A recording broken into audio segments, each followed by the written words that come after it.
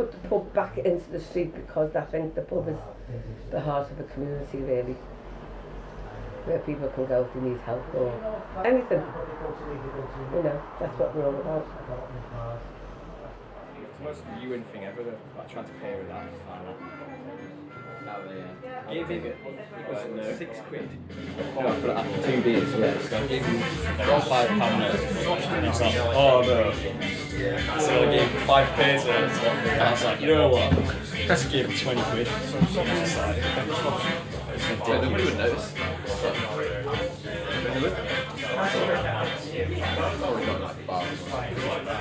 £3 for Peter Kavanagh, he lived in Liverpool. His family originally came from members of his family. It's been hard to track Peter Kavanagh down to where he was born. Peter Kavanagh says he was born in Brentford in London, but I can't find any trace of a birth certificate for him in Brentford in London. So then Peter Kavanagh eventually in 1897, or was it 96? You'll have to edit this because I think I got this wrong last time. I think it was 1896, wasn't it? I don't know why I get 97 all the time. Just bear with me now. So you'll have to edit that bit.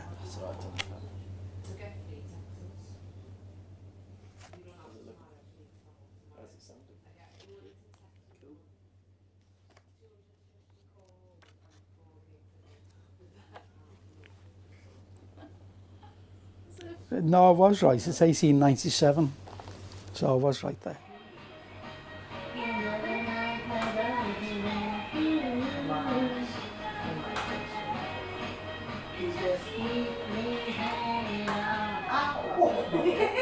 I think she needs to have a bit of a nails clip, Mary. Yeah, it's easier said than done. Just proper tuck into me. Doesn't keep still. Long enough. It does say that like they grow so quick each week. Wait, this. I wouldn't put you on the floor. No, just sit on the. Want to sit on the. Yeah. So okay, this is what went on. There was a young girl, and she'd come into the pub. Everybody used to go dancing in the Rialto dance rooms over the road, ballrooms, Rialto ballrooms, and it wasn't a licensed premises. They only sold teas, coffees, and soft drinks. So then when they came out of the ballroom, they'd come to they go into public houses if they wanted to. Well, Peter Kavanagh's was the most popular, so they'd all come in here. So this young girl, she'd arranged to meet somebody in Peter Kavanagh's, and the man was rather despicable and didn't turn up, and he let the woman down anyway. She was sitting in the pub on her own, and sitting next to her was some Norwegian sailors, and she got talking to one of the sailors. She ended up marrying him and going to live in Norway with her. So then the film crew, I think they brought the man back to the pub, and they made a film for Norwegian television about the man where he met his wife in Peter Kavanagh's. So it's a well-renowned pub, Peter Kavanagh's.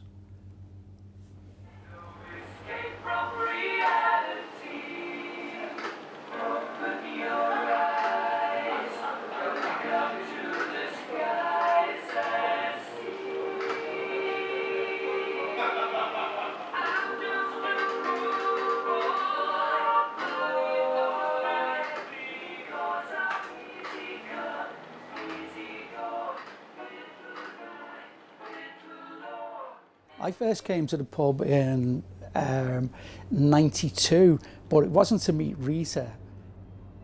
I only got to meet Rita when, in 1993, I started the Kavanagh clan and asked anybody who was a Kavanagh if they wanted to join the clan and become part of the history. And Rita got to hear about it and invited me over and asked if we could enrol Peter Kavanagh's public house as a member of the clan, which we did do. And then we had members of the clan come over from Ireland and members of the clan from Liverpool, and we held a clan gathering here in the public house. No, you're not getting my hair. I've got the button up. Oh no. Oh no. Oh, yeah. Okay. She's looking at the buttons. There you go. Oh, they're good. Good girl.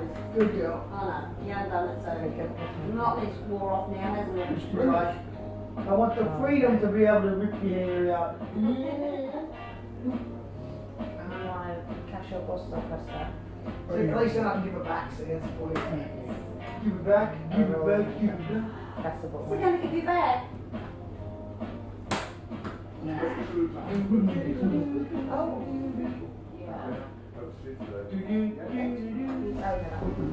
It really is not about the Beatles. The Beatles were a phase that came through Liverpool, but this is, everybody seems to go in on the Beatles.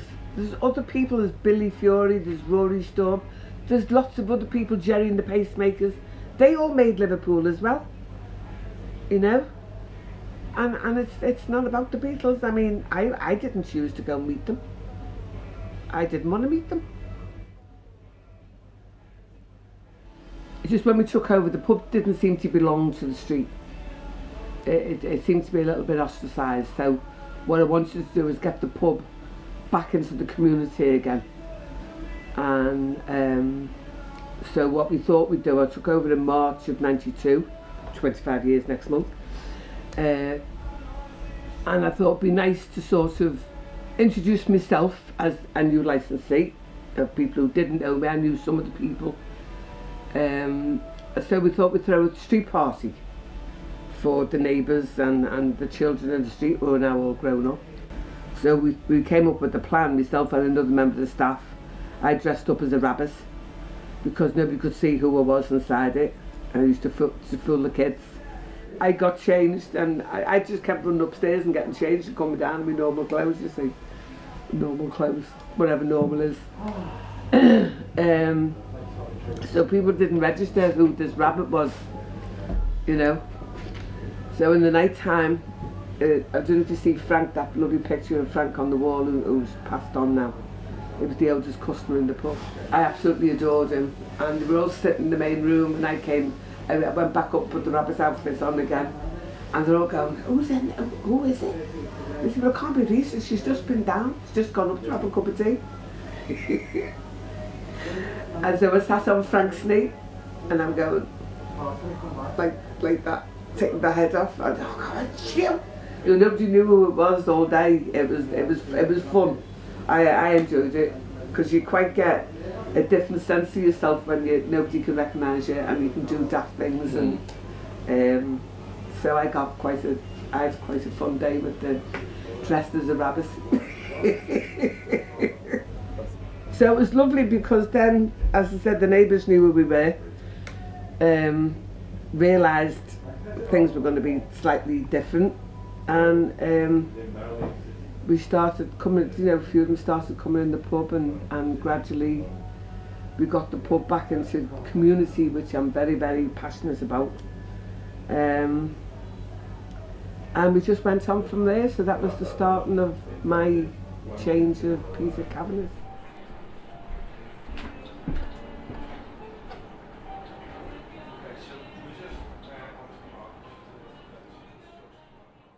Don't mind, Rita, can I have it? You do that one more time, and you're going to need a landlord on my naughty step or out the door. So you're not being funny right now because you're not funny enough. You're not good at telling jokes. Trust me. You're shining. Yeah, be happy again. Keep on smiling. 'Cause when you're smiling, the whole world smiles with you. Play a fellow shake.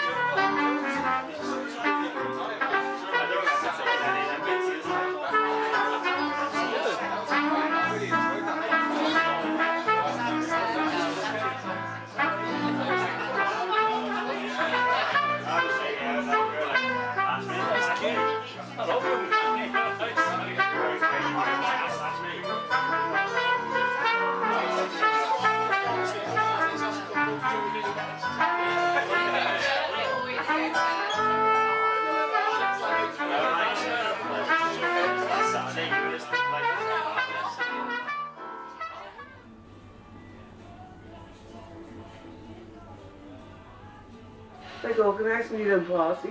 You never been to your own party, do you? Really? Never? Well, you don't, not really organised because you still have, right, are we on there now?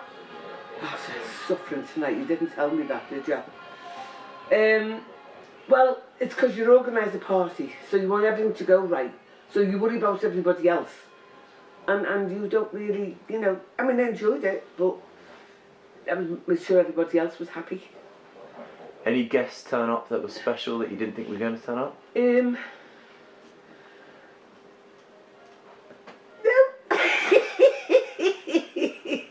Because everybody turned up that I thought would turn up, so that was lovely.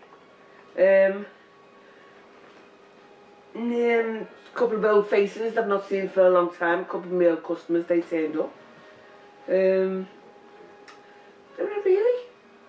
Did you get anything really touching? Like, did anyone get your card that you didn't? I got loads of stuff. I got loads of cards with lovely words in them, and I got a cartoon of Elvis made for me with 25 years with my name on his belt. And with that came a mug and a cake. And then I got another big cake. In fact, I got 3 cakes. I got another big cake with a picture of myself and my grandchild on, and a picture of Frank, my Chelsea pensioner, and 2 different pictures of the pub on, which was lovely. It's upstairs. And then I got a nice, I'm not sure if it's Italian or, I think it's like a Spanish cake that this, one of my customers, my quiz team, I can't call them customer, more friends, made for me. It's like a flourless cake, it's made with almond flour. So I got one of those as well. Nice. And flowers, loads of flowers. It looks like a funeral parlour upstairs. But it's a nice funeral parlour. And donations really, because I wanted a little bit of good to come up the day. So I've got Sunflowers Cancer Support Group, who are very underfunded and struggling, and there's a couple of new customers go there at the moment, and I've had people in the past who have gone on, you know, passed on. They used to go there, so just to raise some funds for them. I don't know how much we've raised so far because we're going to have another charity night for them, do some raffles and stuff like that. So that's really nice. So a lot of good came out tonight. Well, that's what my special nights are for, I think. It's about having it, but also giving back at the same time, which is nice.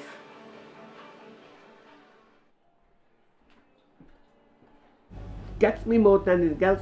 No more than what Brexit did here. Brexit was based on immigration. I will never, ever buy a newspaper since. I have never bought a tabloid since. Anybody who walks in here with the Sun, they get wreathed right out the door. So what's the answer to all? I don't know what the answer is to all of that. Take money off them? I would. If I was a manager. Don't score, I'll take money off you. I mean, I used to love Superman and Batman.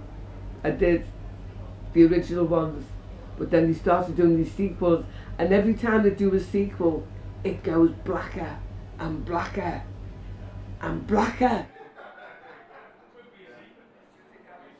I can't think what it was called. Grease, that was it, yeah. I'm going to say so much more. I want to come on, but you'd be bleep, bleep, bleep, bleep, bleep, bleep. We don't like us because we say it as it is.